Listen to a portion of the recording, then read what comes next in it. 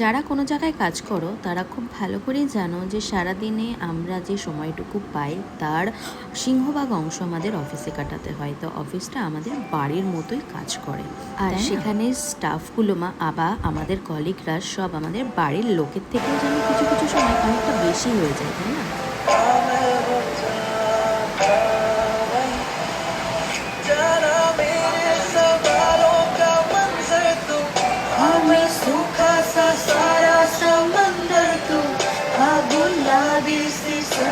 जो दिखती थी फिर से दिख जे तो जीवन के सावर लो काटे कितनी थी रातें नहीं सोया मैं तुझको कितना भुलाया फिर रोया मैं तेरी सारी वो बातें क्यों सोने ने धरती सताए मुझे हाँ फिर खोया मैं।